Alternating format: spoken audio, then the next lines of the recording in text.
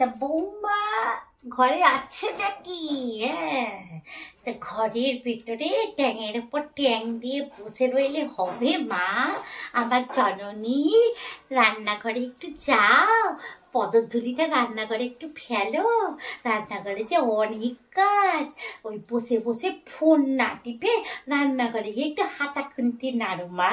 আসো মা, একটু রান্নাঘরে এসো, এসে রান্নাটা করে আমাকে উদ্ধার করো মা।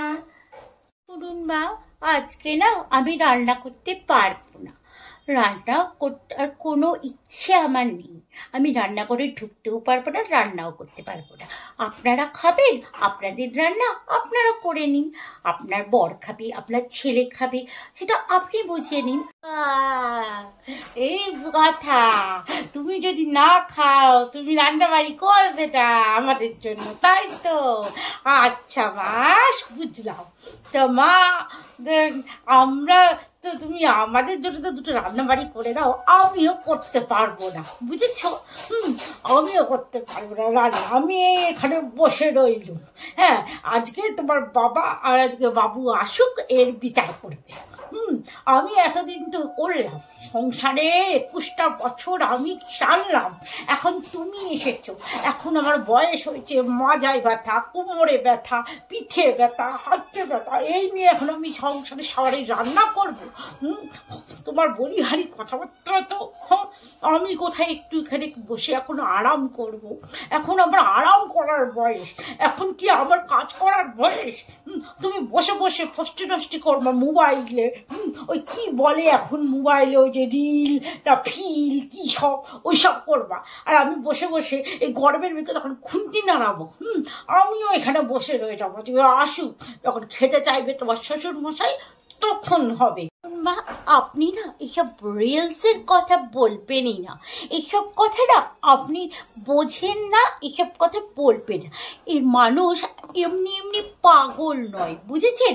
যে সামনেকারে, ফোনের সামনেকারে এমনি এমনি করে নেচে খুঁজে বেড়াবে। এর জন্য না টাকা পাওয়া যায়, তার জন্যই না মানুষ এগুলো করে, হাজার হাজার টাকা ইনকাম হয়, বুঝেছেন? এখন বাড়ির বউরা বাড়িতে ওইসব রান্না বান্না ওইসব না করে এইসবই করছে। আর আপনাদের রান্নার কথা তো আর বলবেন না। ও খাবে মাছ তো ও খাবে শাক, ও খাবে ডিম তো ও খাবে মাংস। হ্যাঁ, এত পদের রান্না না আজকাল কেউ করে না। আর সিদ্ধ ভাত করে রেখে দিচ্ছে, খেতে হয়, খাবে, না খেতে হয় মুখটা। বাপের কালে কি এত বাজার টাজার দেখেছো মা তুমি কোনোদিনও? বাপের কালে তো এসব কিছু দেখোনি, ওই তো শাক ভাত খেয়ে তো মানুষ। তুমি কি আর এসব মাছ টাচের বিচার করতে পারবে? হ্যাঁ, ওই আলু সিদ্ধ ভাতই খাবে। বাপের কালে বাপ তো কোনোদিনও মাছ ভাত খাওয়ালো না, কি আর বুঝবে মা মর্ম। তো ওইসব না করে, ওইসব পয়সা ইনকাম না করে বাড়িতে দুটো রান্নাবাড়ি করো, বাড়িতে শান্তিটা বজায় রাখো, বুঝেছ? আমার আবার টাইম হয়ে গেল, সিমই আরম্ভ হয়ে যাবে। আমি যাই, সিমইটা বসে বসে দেখি। আজকে যদি তুমি রান্না করো তাও ভালো, রান্না না করো তাও ভালো। আজকে বাবুর বাবা এলে পরে এর হেস্ত নেস্ত করেই ছাড়বো।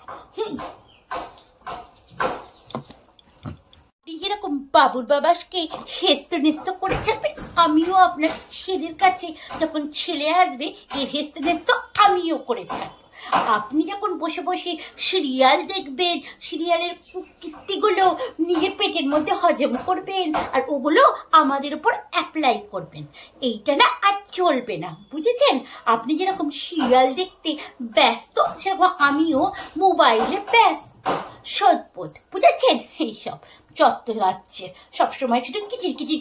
আচ্ছা মা, দাঁড়ান দাঁড়ান দাঁড়ান, একটা কথা ভেবে দেখুন তো, এই বাড়িটা কার বলুন তো? এই বাড়িটা কার?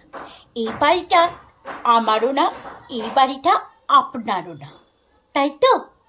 ভেবে দেখুন, আমিও কিন্তু এই বাড়িতে বউ হয়ে এসেছি, আপনিও কিন্তু এই বাড়িতে বউ হয়ে এসেছেন। তাহলে বসে বসে পায়ের উপর খাওয়ার অধিকারটা কার? অধিকারটা তো আমার আর আপনারই আছে। তাহলে আমরা এবার থেকে পায়ের উপর পা তুলে এইভাবে বসে বসে খাবো, আর ওরা এবার রান্না করবে, বুঝেছেন? একটু ঘটে বুদ্ধি করুন, বুঝলেন? হ্যাঁ গো বৌমা, এই ব্যাপারটা তো ভেবে দেখিনি। এই ব্যাপারটা তো একটু ভেবে ভাববার বিষয়। সত্যি তো, আমিও এই বাড়ির বউ, তুমিও এই বাড়ির বউ, তাহলে পায়ের ওপর পা দিয়ে খাওয়ার কথা তো আমাদেরই। আমরা মরতে রান্না করতে যাবো কেন? রান্না করে নিজের হাত পুড়াবো? ওই ব্যাপারটা তো ভেবে দেখিনি। হ্যাঁ গো মা, তোমার মাথায় তো দেখছি সত্যি বুদ্ধি আছে। এসো মা, এসো আমার কোলে, এসো আমার কোলে এসো, তোমরা তোমাকে একটুখানি আদর করি, এসো এসো। কি যে বলেন না মা, আমার কি আর এখন কোলে বসার মতো বয়স আছে? আপনিও যে কি বলেন!